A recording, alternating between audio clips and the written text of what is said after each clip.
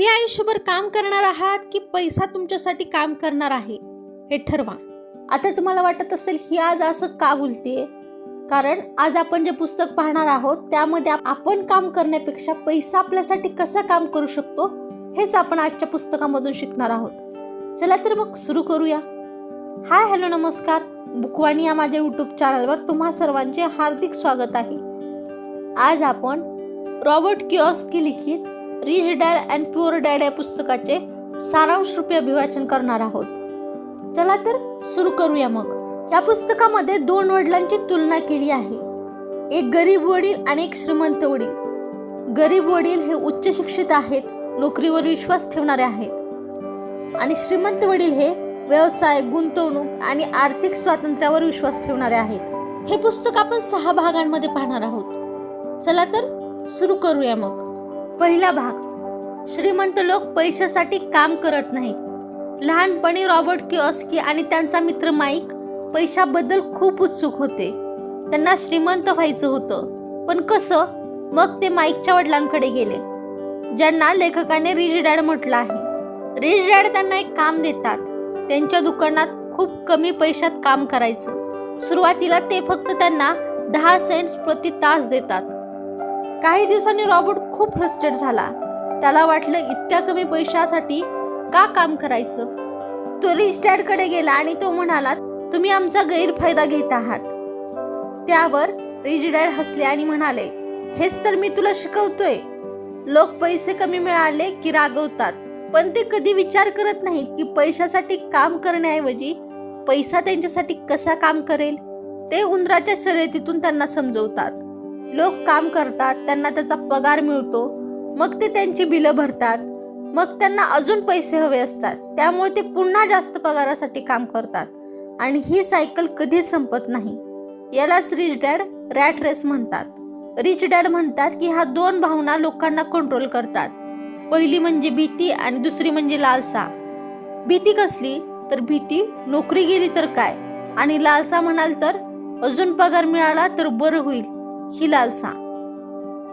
आणि त्यामुळे ते आयुष्यभर पैशासाठी काम करत राहतात. रिच डॅड म्हणतात, श्रीमंत लोक पैशासाठी काम करत नाहीत. ते शिकतात, विचार करतात आणि संधी शोधतात. असे ॲसेट्स तयार करतात जे त्यांना पैसे मिळवून देतात, पॅसिव्ह इन्कम करून देतात. उदाहरणार्थ बिझनेस, इन्व्हेस्टमेंट्स, रिअल इस्टेट यांसारख्या गोष्टी. त्या कमी पगाराच्या जॉबमुळे रॉबर्टला समजलं की प्रॉब्लेम पगार कमी असणं नाही, प्रॉब्लेम म्हणजे आपण पैशावर अवलंबून असणं आहे. या भागातून आपण काय शिकलो? तर या भागातून आपण शिकलो, जर तुम्ही पैशासाठी काम करता तर पैसा तुम्हाला कंट्रोल करतो. पण जर पैसा तुमच्यासाठी काम करत असेल तर तुम्ही निर्धास्त होता, फ्री होता. म्हणून फक्त पगारावर डिपेंड राहू नका. नवीन स्किल शिका, साईड इन्कम सुरू करा, तुमचे ॲसेट्स तयार करा. एक दिवस असा येईल की तुम्हाला काम करायची गरजच पडणार नाही. या पुस्तकातील दुसरा भाग, आर्थिक शिक्षण का महत्त्वाचं. रॉबर्ट किओस्की सांगतात की आपण आयुष्यभर शाळेत शिकतो. आपण गणित, विज्ञान, इतिहास, भूगोल यासारखे खूप विषय शिकतो, पण एक महत्त्वाची गोष्ट कुणी शिकवत नाही, ती म्हणजे पैसे कसे काम करतात. लेखकाने शिक्षित, नोकरी करणाऱ्या वडिलांना पुअर डॅड म्हटलं आहे. तर पुअर डॅड त्यांना नेहमी सांगायचे की चांगलं शिक, चांगली नोकरी मिळेल आणि आयुष्य सुरक्षित होईल. पण रिच डॅड त्यांना प्रत्येक वेळी वेगळं शिकवायचे. ते सांगायचे की जर तू पैशाचं ज्ञान शिकला नाहीस तर तू आयुष्यभर पैशासाठी काम करत राहशील. रिच डॅड यांच्या मते पैशाचं शिक्षण म्हणजे पैशाचं फ्लो समजून घेणं, तुमचे ॲसेट आणि लायबिलिटीज ओळखणं, तुमचा इन्कम आणि तुमचे खर्च मॅनेज करणं, याला पैशाचं शिक्षण म्हणतात. रिच डॅड एक सोपी पण खूप पॉवरफुल व्याख्या देतात. ते म्हणतात, ॲसेट म्हणजे जे तुमच्या खिशात पैसे आणते, आणि लायबिलिटी म्हणजे जे तुमच्या खिशातून पैसे काढते. बहुतेक लोक असे समजतात की मोठं घर म्हणजे ॲसेट, गाडी म्हणजे ॲसेट, पण रिच डॅड म्हणतात की हे चुकीचं आहे. कारण तुम्ही घर घेता, त्या घरावर लोन असतं, तुम्हाला EMI भरावा लागतो. तसंच जर तुम्ही गाडी घेतली तर त्याचा पेट्रोलचा खर्च, मेंटेनन्सचा खर्च आणि अजून काही छोटे मोठे खर्च. म्हणजे ते पैसे काढतात, पैसे आणत नाहीत. लोक म्हणतात माझं घर माझा ॲसेट आहे, तुम्ही EMI भरत आहात, तुम्ही प्रॉपर्टी टॅक्स देत आहात किंवा तुम्हाला मेंटेनन्सला काही पैसे लागत असतील तर ते घर तुमच्या लायबिलिटीमध्ये येतं. पण जर त्या घरातून तुम्हाला रेंट भेटत असेल तर ते तुमचं ॲसेट आहे. सामान्य माणूस त्याच्या इन्कममधून एक्सपेन्स आणि बिलांमधून काहीही बचत करू शकत नाही. पण श्रीमंत लोक तसं करत नाहीत. श्रीमंत लोक त्यांच्या इन्कममधून ॲसेटमध्ये गुंतवणूक करतात. ॲसेट म्हणजे तुम्हाला पॅसिव्ह इन्कम जनरेट करून देणारी गोष्ट. आपल्यापैकी बहुतेक लोक मध्यमवर्गीय आहेत. लेखकांच्या मते मध्यमवर्गीय लोक एका ट्रॅपमध्ये अडकतात. तो ट्रॅप असा की मध्यमवर्गीय लोक जास्त पैसे कमवतात, त्यांची लाईफस्टाईल वाढवतात, जास्त खर्च करतात. याचा परिणाम असा होतो की त्यांचा इन्कम जरी वाढला तरी त्यांची संपत्ती वाढत नाही. ते आधी त्यांचे ॲसेट बिल्ड करतात आणि जेव्हा त्यातून इन्कम येऊ लागतो तेव्हा ते त्या इन्कममधून त्यांच्या लायबिलिटीज मॅनेज करतात. म्हणजे अगोदर ॲसेट, नंतर इन्कम आणि नंतर तुमचा खर्च. चला तर मग पाहूया या भागातून आपण नेमके काय शिकलो. या भागातून आपण शिकलो की यामध्ये रिच डॅड आपल्याला एक पॉवरफुल नियम सांगतात. तो म्हणजे तुम्ही किती पैसे कमवता हे महत्त्वाचं नाही, तर तुम्ही किती पैसे टिकवून ठेवता आणि ते पैसे तुमच्यासाठी किती मेहनत करतात हे खऱ्या अर्थानं महत्त्वाचं आहे. म्हणजे जास्त कमावणं म्हणजे श्रीमंत होणं नाही, पैसे टिकवणं आणि गुंतवणूक करणं म्हणजे श्रीमंती आहे. चला तर मग पाहूया आपण या भागातून नेमकं काय शिकलो. आजपासून तुम्ही स्वतःला विचारा, मी हे घेतोय ते माझं ॲसेट आहे का लायबिलिटी? तुम्ही इन्व्हेस्टमेंट्स, बिझनेस आणि पॅसिव्ह इन्कम यावर फोकस करा. तुमचे ॲसेटसाठीचे ध्येय निश्चित करा आणि ते मजबूत करा. या पुस्तकातील तिसरा भाग, स्वतःचा व्यवसाय सांभाळा. रॉबर्ट किओस्की सांगतात की बहुतेक लोक आयुष्यभर एक मोठी चूक करतात. ते दुसऱ्याचा व्यवसाय वाढवतात आणि स्वतःसाठी काहीच तयार करत नाहीत. तुम्ही नोकरी करता म्हणजे नेमकं काय करता? आपण विचार करतो की मी माझ्या कंपनीसाठी काम करतो म्हणजे माझं करिअर बनवत आहे. पण रिच डॅड यांच्या मते तुम्ही काम करता म्हणजे कंपनी ग्रो होते. तुम्ही मेहनत करता म्हणजे तुमचा मालक श्रीमंत होतो आणि त्या बदल्यात तुम्हाला काय मिळतं? फक्त पगार, जो टॅक्स आणि तुमच्या खर्चांमध्ये निघून जातो. त्यामुळे नोकरी म्हणजे दुसऱ्याचा व्यवसाय बिल्ड करणं. पुढे लेखक सांगतात की इथे रॅट रेस कसा तयार होतो. तुम्ही नोकरी करता, त्यातून तुम्हाला पगार मिळतो, मग पगार आल्यानंतर तुमचा खर्च वाढतो आणि पुन्हा जास्त पगारासाठी तुम्ही जास्त काम करता आणि तुम्ही स्वतःसाठी काहीच बिल्ड करत नाही. रिच डॅड तुम्हाला त्यांचा गोल्डन रूल सांगतात. ते म्हणतात की तुमची सध्याची नोकरी तुम्ही सुरू ठेवा, पण त्याच वेळी तुमचा स्वतःचा व्यवसाय उभारायला सुरुवात करा. याचा अर्थ असा की तुम्ही लगेच नोकरी सोडू नका, पण त्याच्या साईडमध्ये तुम्ही ॲसेट बिल्ड करा. आता तुम्ही म्हणाल स्वतःचा व्यवसाय सुरू करायचा म्हणजे नेमकं काय करायचं? याबद्दल सांगताना रिच डॅड स्पष्ट सांगतात, तुमचा जॉब म्हणजे तुमचा बिझनेस नाही. तुमचा खरा बिझनेस म्हणजे तुमचा ॲसेट कॉलम असतो. आता तुम्हाला प्रश्न पडला असेल, हा ॲसेट कॉलम म्हणजे काय? ॲसेट कॉलम म्हणजे तुमच्या नावावर असलेल्या अशा गोष्टी ज्यामधून तुम्हाला पैसे मिळतात, जे तुमच्यासाठी काम करतात. उदाहरणार्थ रिअल एस्टेट म्हणजे रेंट देणारी प्रॉपर्टी, किंवा तुम्ही स्टॉकमध्ये इन्व्हेस्ट करू शकता, तुम्ही तुमचे व्यवसाय सुरू करू शकता. लेखक पुढे सांगतात की मध्यमवर्गीय लोक खूप मोठी चूक करतात. ती कोणती हे सांगताना लेखक पुढे म्हणतात की मध्यमवर्गीय लोक त्यांचा पगार वाढला की मोठं घर घेतात, गाडी घेतात आणि त्यांची लाईफस्टाईल सुधारतात. म्हणजे ते त्यांच्या लायबिलिटीज वाढवतात, ॲसेट्स वाढवत नाहीत. आणि याचा परिणाम असा होतो की ते कायम आर्थिक ताणात राहतात. या उलट श्रीमंत लोक एक स्ट्रॅटेजी फॉलो करतात. श्रीमंत लोक आधी ॲसेट बिल्ड करतात, त्या ॲसेटमधून इन्कम जनरेट होतो आणि त्या इन्कममधून मग ते लक्झरी घेतात. लक्झरी घेतात म्हणजे ते गाडी, बंगला अशा गोष्टी घेतात. पुढे लेखक पॅसिव्ह इन्कम म्हणजे काय हे तुम्हाला सांगतात. ते सांगताना लेखक म्हणतात की तुम्ही काम करत नसतानाही पैसे येत राहणं म्हणजे पॅसिव्ह इन्कम. उदाहरणार्थ तुम्हाला येणारं रेंट हा झाला तुमचा पॅसिव्ह इन्कम, आणि या पॅसिव्ह इन्कममध्येच खरं फ्रीडम असतं. इथं लेखक एक महत्त्वाचा नियम सांगतात. ते म्हणतात की श्रीमंत लोक त्यांचे ॲसेट्स म्हणजे मालमत्ता वाढवण्यावर लक्ष केंद्रित करतात, तर बाकीचे लोक फक्त त्यांच्या इन्कमवर, त्यांच्या उत्पन्नावर लक्ष देतात.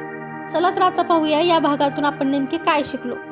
या भागातून आपण शिकलो की फक्त जॉबवर डिपेंड राहायचं नाही, तर साईड इन्कमसाठी काहीतरी तयारी करायची. रोज थोडं थोडं रोज थोडं थोडं बिल्ड करायचं. या पुस्तकातील भाग 4, कर आणि कंपनींचा इतिहास. रॉबर्ट किओस्की सांगतात की कर आणि कंपन्यांचा इतिहास समजला तर तुम्हाला कळेल की श्रीमंत लोक कसे कायदेशीर पद्धतीने जास्त पैसा वाचवतात. सुरुवातीला कर फक्त श्रीमंत लोकांवर लावले गेले. यामध्ये गरीब आणि मध्यमवर्गीय लोकांना यातून सपोर्ट भेटला. त्यांच्याकडून कुठलाही कर घेतला जात नव्हता. त्या लोकांना वाटलं की श्रीमंत लोकांवर कर लावला तर आपल्याला फायदा होईल. पुढे सरकारने कर पद्धतीचा विस्तार केला आणि हळूहळू मग मिडल क्लास आणि गरीब लोकांवरही टॅक्स वाढला. याचा परिणाम असा झाला की ज्या लोकांनी करासाठी सपोर्ट केला ते शेवटी त्यात अडकले. या पुस्तकामध्ये पुढे लेखक एक नोकरदार आणि श्रीमंत माणूस यांच्यातील फरक सांगतो. लेखक म्हणतात की नोकरी करणारा पगार मिळवतो, त्यातून सरकार त्यांचा टॅक्स घेतो आणि उरलेले पैसे खर्च होतात. म्हणजेच बऱ्यापैकी इन्कम हा टॅक्समध्ये जातो. या उलट श्रीमंत लोक काय करतात तर ते पैसे कमवतात, त्यातून ते ॲसेटमध्ये त्याची गुंतवणूक करतात, पैसे खर्च करतात आणि उरलेल्या त्यांच्या संपत्तीवर मग टॅक्स लागतो. ते आधी पैसे वाढवतात आणि मग टॅक्स देतात. पुढे लेखक कॉर्पोरेशन म्हणजे काय हे सांगतात. तर कॉर्पोरेशन म्हणजे एक अशी कायदेशीर संस्था जी तुमच्या नावाने ॲसेट मॅनेज करते. लेखक पुढे कॉर्पोरेशनचे फायदे सांगतात. लेखक सांगतात की कॉर्पोरेशनमुळे टॅक्समध्ये फायदा होतो, कारण कंपन्यांना अनेक खर्च दाखवावे लागतात, त्यामुळे त्यांचा इन्कम कमी दाखवला जातो. उदाहरणार्थ जसं की ट्रॅव्हल किंवा बिझनेससाठीचा खर्च या गोष्टी दाखवल्या जातात. दुसरा महत्त्वाचा फायदा असा की तुमचं ॲसेट सुरक्षित राहतं. तुमची जी वैयक्तिक संपत्ती आहे ती सुरक्षित राहते. जरी तुमच्या बिझनेसमध्ये लॉस झाला तरी तुमची वैयक्तिक मालमत्ता मात्र वाचते. आणि यातून तिसरा फायदा असा होतो की तुमच्या खर्चावर तुमचा कंट्रोल राहतो. म्हणजे पैसा कसा वापरायचा, कुठे इन्व्हेस्ट करायचा यावर जास्त कंट्रोल मिळतो. रिच डॅड इथे त्यांचा मुख्य मुद्दा मांडतात. ते म्हणतात की हे इलिगल नाही, तर हे फक्त नियम समजून घेतल्यामुळे, सिस्टम समजून घेतल्यामुळे श्रीमंत लोक त्याचा फायदा घेऊ शकतात. श्रीमंत लोक पहिल्यांदा सिस्टीम समजून घेतात आणि नंतर ते कायद्याच्या मर्यादेत राहून फायदा घेतात. पण सामान्य लोक काय करतात? सामान्य लोक सिस्टीम समजून घेत नाहीत आणि फक्त टॅक्स भरत राहतात. यातली सर्वात मोठी शिकवण ही आहे की टॅक्स तुमची समस्या नाही, तुमच्याकडे नसलेलं फायनान्शियल एज्युकेशन म्हणजेच आर्थिक शिक्षण याचा अभाव असल्यामुळे त्यामुळे तुम्हाला जास्त टॅक्स भरावा लागतो. या भागातून नेमके आपण काय शिकलो आणि आपण काय करायला पाहिजे? तर आपण बेसिक टॅक्स नॉलेज घेतलं पाहिजे, इन्व्हेस्टमेंट समजून घेतल्या पाहिजेत आणि नेमकं व्यवसायाचं स्ट्रक्चर कसं असतं ह्याची माहिती घेतली पाहिजे. पैसा कमवणं नाही तर पैसा टिकवणं आणि वाढवणं हे आपलं ध्येय असलं पाहिजे. या पुस्तकातील भाग 5, श्रीमंत लोक पैसा निर्माण करतात. रॉबर्ट किओस्की सांगतात की पैसा हा फक्त कागदाचा तुकडा आहे, खरं मूल्य तुमच्या विचारसरणीत आणि ज्ञानात आहे. लेखक म्हणतात की संधी सर्वत्र असतात पण सगळ्यांना दिसत नाहीत. काही लोकांना फक्त प्रॉब्लेम दिसतात, पण या उलट श्रीमंत लोकांना त्याच ठिकाणी अपॉर्च्युनिटीज दिसतात. उदाहरणार्थ लोक म्हणतात रिस्क आहे, पण श्रीमंत लोक म्हणतात अपॉर्च्युनिटी आहे. लेखक सांगतात की श्रीमंत लोक ह्या 3 गोष्टी करतात. पहिली म्हणजे जोखीम घेतात, दुसरी संधी पटकन ओळखतात आणि तिसरी पटकन ॲक्शन घेतात. यातील पहिला मुद्दा जोखीम घेतात म्हणजे काय करतात? जोखीम घेतात म्हणजे ते आंधळेपणानं रिस्क घेत नाहीत, तर ते ज्ञानावर आधारित निर्णय घेतात. त्यातला दुसरा मुद्दा संधी पटकन ओळखतात. श्रीमंत लोकांकडे फायनान्शियल एज्युकेशन म्हणजेच आर्थिक ज्ञान असल्यामुळे त्यांना डील पटकन समजतात.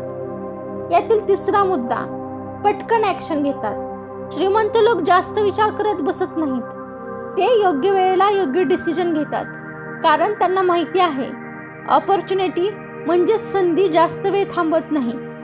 रिच डॅड इथे महत्त्वाचा संदेश देताना तुम्हाला सांगतात की पैसा येतो आणि जातो, पण जर तुमच्याकडे आर्थिक ज्ञान असेल तर तुम्ही नेहमीच पुन्हा पैसा निर्माण करू शकता. या पुस्तकातील भाग 6, पैशासाठी नव्हे शिकण्यासाठी काम करा.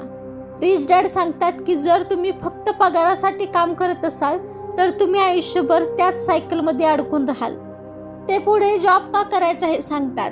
जॉब करण्यामागचा तुमचा हेतू सांगतात की एखादी नवीन स्किल शिकणं, एक्सपिरियन्स मिळवणं किंवा तुमचं नेटवर्क बिल्ड करणं, यासाठी तुम्हाला जॉब करणं महत्त्वाचं आहे. तर या महत्त्वाच्या 3 गोष्टी शिकण्यासाठी तुम्ही जॉब केला पाहिजे. रिच डॅड यांच्या म्हणण्यानुसार तुमच्याकडे ही कौशल्य असली पाहिजेत. पहिलं म्हणजे विक्री कौशल्य, दुसरं म्हणजे बोलण्याचं कौशल्य, तिसरं म्हणजे लीडरशिप, चौथं गुंतवणूक. लेखकांच्या म्हणण्यानुसार तुमच्याकडे कौशल्य असणं का महत्त्वाचं आहे, कारण तुमचा पगार हा टेम्पररी असतो, पण कौशल्य तुमचं परमनंट असतं. त्यामुळे तुमच्या स्किल्सकडे जास्त लक्ष द्या, कारण स्किल्स ही तुमची संपत्ती आहे. या पुस्तकातील सर्वात महत्त्वाचा मुद्दा सांगताना लेखक पुढे अगोदर सांगितलेली जी रॅट रेसची कन्सेप्ट आहे तीच रिपीट करतात. ते सांगतात की रॅट रेस म्हणजे उंदरांची शर्यत, कारण उंदरांची शर्यत हा या पुस्तकातला सगळ्यात पॉवरफुल कन्सेप्ट आहे. यामध्ये तुम्ही पैसे कमवता, त्यानंतर ते तुम्ही खर्च करता, त्यातून तुम्ही बिले भरता आणि परत पुन्हा पैसे कमवता. ही तुमची सायकल कधीच संपत नाही. या सायकलमधून नेमकं बाहेर कसं पडायचं हे सांगताना लेखक सांगतात की तुम्ही ॲसेट तयार करा, तुमचे पॅसिव्ह इन्कम वाढवा, म्हणजे काम केल्याशिवायही तुम्हाला पैसे मिळत राहतील. लेखक पुढे पैशाच्या प्रवाहाचा पॅटर्न सांगतात. हे सांगताना पुढे लेखक नोकरी करणारा, स्वतःचा व्यवसाय करणारा, व्यवसाय मालक आणि गुंतवणूकदार. लेखक पुढे पैशाच्या प्रवाहाबद्दल सांगताना म्हणतात, लोक किती पैसे कमवतात हे महत्त्वाचं नाही, तर ते पैसे कसे येतात हे जास्त महत्त्वाचं आहे. चला तर आपण आता थोडक्यात पाहूया या पुस्तकातून आपण नेमके काय शिकलो. आपण या पुस्तकातून शिकलो की श्रीमंत होण्यासाठी जास्त पगार आवश्यक नाही. तुमच्याकडे योग्य विचारसरणी आणि फायनान्शियल एज्युकेशन असणे महत्त्वाचे आहे. त्यामुळे तुम्ही ॲसेट तयार करा, लायबिलिटीज टाळा आणि पैशाला तुमच्यासाठी काम करू द्या. याबरोबरच लेखक रॉबर्ट किओसाकी लिखित रिच डॅड आणि पुअर डॅड या पुस्तकाचे सारांशरूपी अभिवाचन समाप्त झाले आहे. भेटूया मग एका नवीन पुस्तकासह नवीन व्हिडिओमध्ये. तोपर्यंत हा व्हिडिओ तुम्हाला आवडला असेल तर व्हिडिओला लाईक करा, शेअर करा आणि चॅनलला सबस्क्राईब करा. नवीन व्हिडिओच्या नोटिफिकेशनसाठी बेल आयकॉन दाबायला विसरू नका. आणि हे पुस्तक तुम्हाला आवडलं असेल तर या पुस्तकाची लिंक मी व्हिडिओच्या डिस्क्रिप्शनमध्ये देत आहे, तिथून तुम्ही ते पुस्तक खरेदी करू शकता. धन्यवाद.